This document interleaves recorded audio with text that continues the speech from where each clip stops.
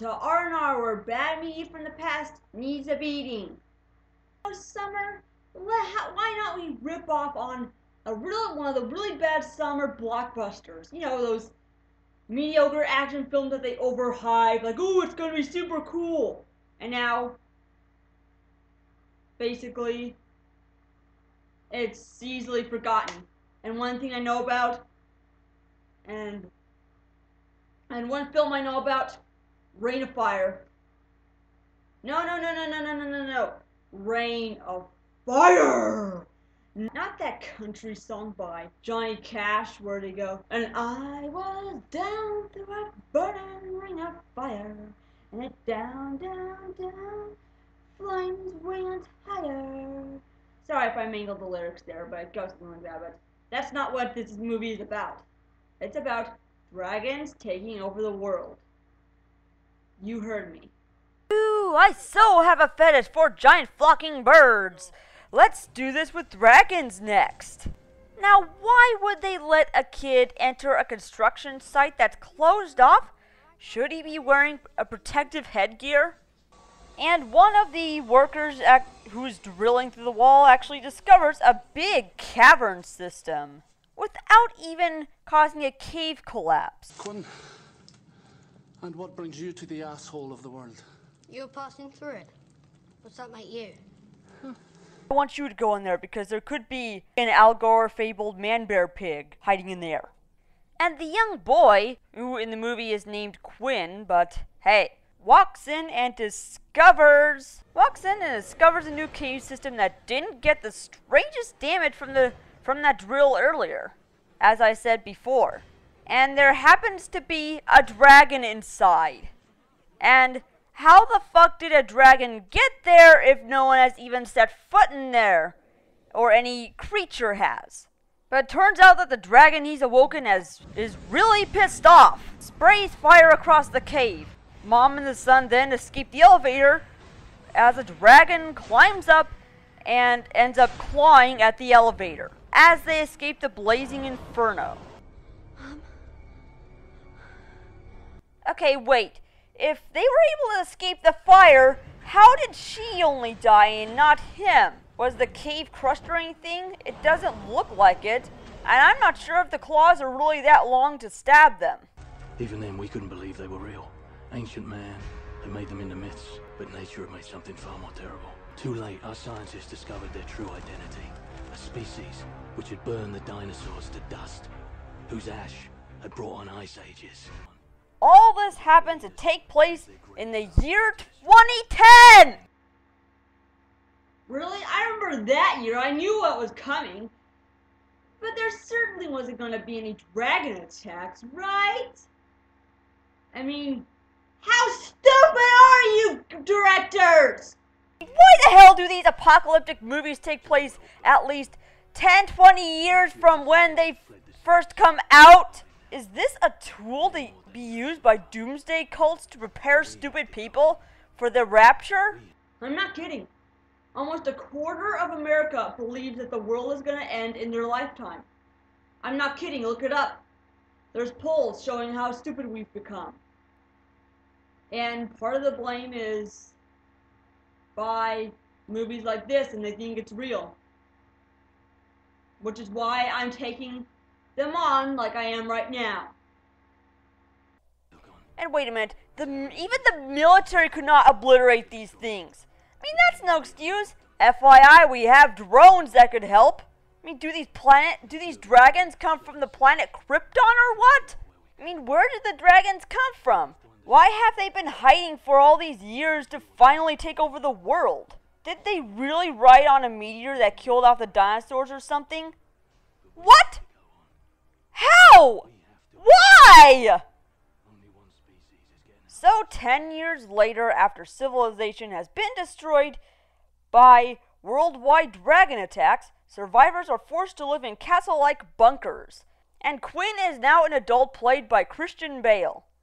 And everyone in the castle bunker spends their days trying to survive and hide from dragons. And they even go as far as to hunting and gathering tomato crops that could be incinerated any time. expecting the end of days to come from nuclear wars, asteroids, Yellowstone erupting, climate change, and, of all things, worldwide dragon attacks on other cities. We know that. That's why we have to hang on. Maybe we are all that's left. 8 years I've listened to you. And for what? However, and of course, they sense danger in the distance from their bird. Why? And then they sound the dragon alarm and everyone evacuates to the underground lair. Ah! Maybe this wasn't a good idea, mooching tomatoes in the fields!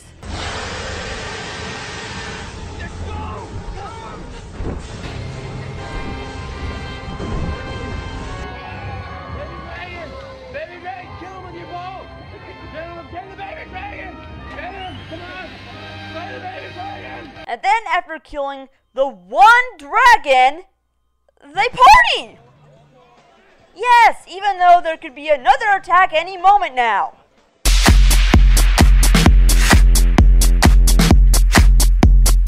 Oh no!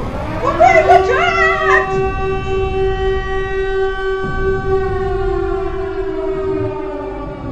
And now the people found out, as well as it stated in the prologue, that the dragon killing is useless because they've only killed females.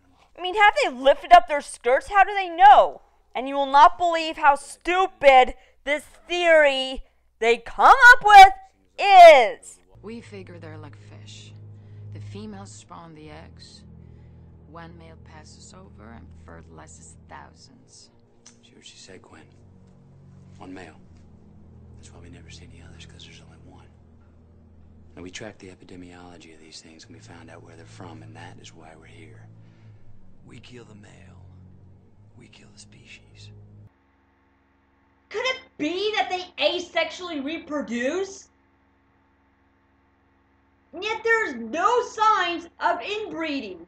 I mean, if there's only one male out there, because inbreeding can really cause a lot of disease and kill out the whole species as we know it.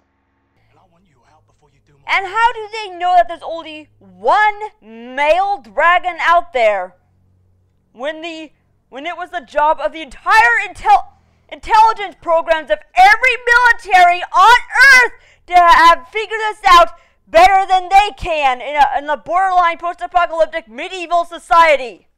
And they just happen to take the theory seriously from this Lady Alex, played by the Bond girl from GoldenEye.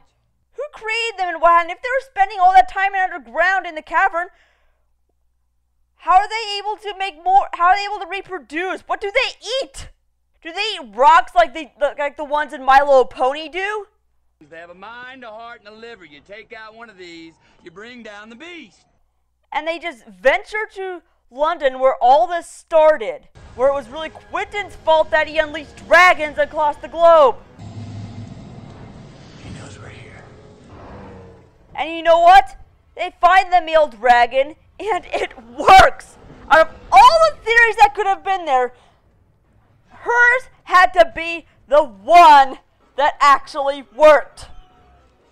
Oh, and you're not going to believe how they just kill him off.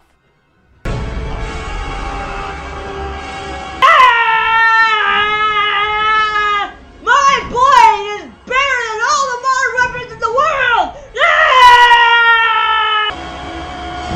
Oh, boys!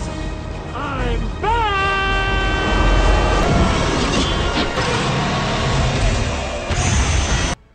Yeah, he just uses one sword, leaps in the air, and just happens to die in the process. One sword? Sacrifice? My God.